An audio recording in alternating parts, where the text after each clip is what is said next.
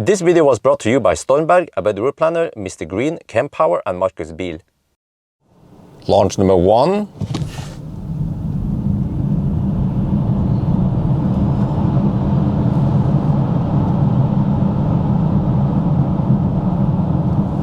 Launch number 2.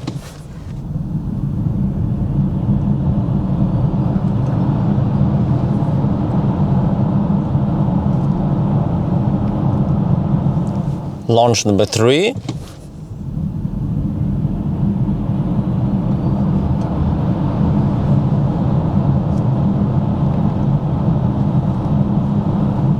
Launch number 4.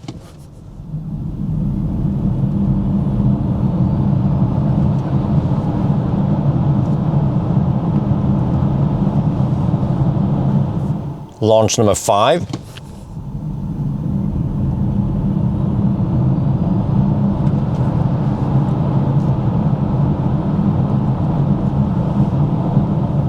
Launch number 6.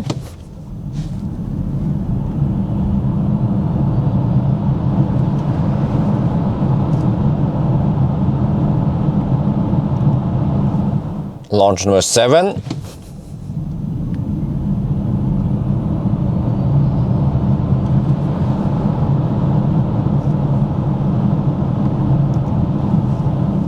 Launch number 8.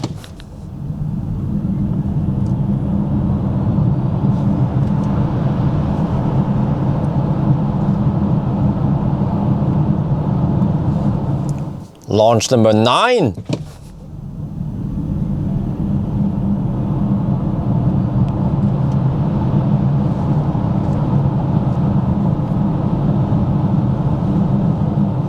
Right, we're back home now and let's take a look at the results. So you see here we have the old one, the Polestar 2 performance pack, and then we have the upgraded PP, and it is actually right on spec there, despite having winter tires, Nokian R3 even. So I can imagine maybe for summer it will be even faster, especially if it's not PP, if it's the regular one. But you can see that the other Polestar is actually faster than the PP because it has 19-inch wheels.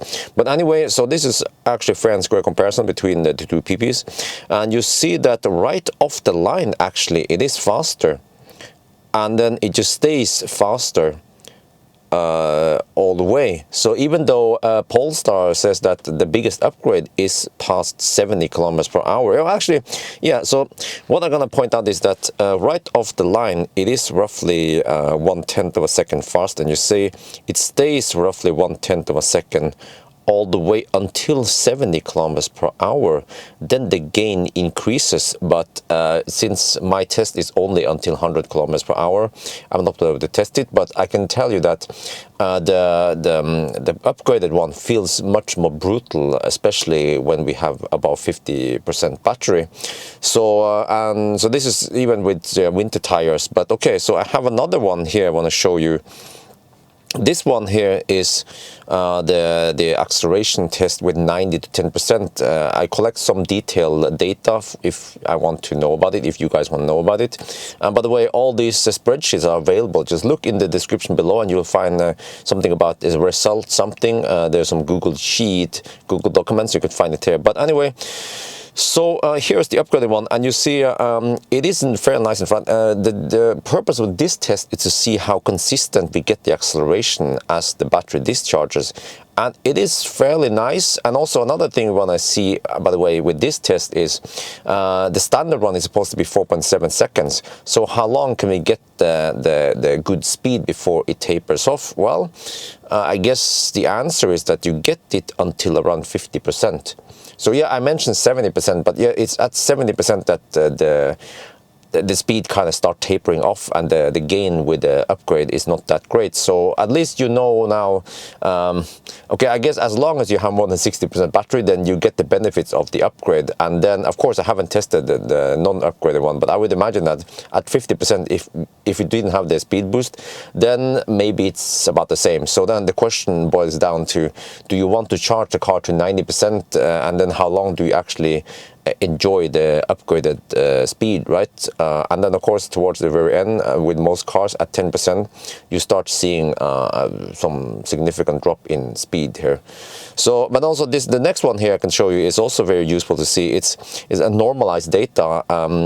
We just set the 90% to be the 1.0, and then again here you can see that it's very nice and flat. And then of course towards the end it goes up a little bit, but compared to many of the other cars here, you see that it also performs well. The only difference is, okay, exception for e-tron GT, that one has nice and flat, and actually also the LFP, it's even flatter, but yeah, it doesn't have that high performance. But okay, now you guys have seen it. This is interesting data for me. I collected, I took the time to collect the data because I wanted to know. And now you guys know also. So yes, I want to ask you guys, so based on the data you've seen now, do you think it's worth it to pay 10,000 NOK, roughly 1,000 euros, to get the speed update? Because you also need to register this at least in Norway, you have to go to Vegvesenet and or Bilsynet, which one was it again? I don't remember, Bilsynet, and register that you have more power to get everything legally done. But is it worth it or is it not worth it? Because the Tesla Speed Boost is also something similar, but it costs almost twice as much as 18,500. But then you go from, in the long range Model 3, you go from roughly 4.4 seconds to 3.9 seconds 0 to 100. So of course you have a bigger boost there versus in a Polestar. But yeah, okay, so I think that's going to be it for now. I hope you guys enjoyed this video. As always, thank you for watching and talk to you later.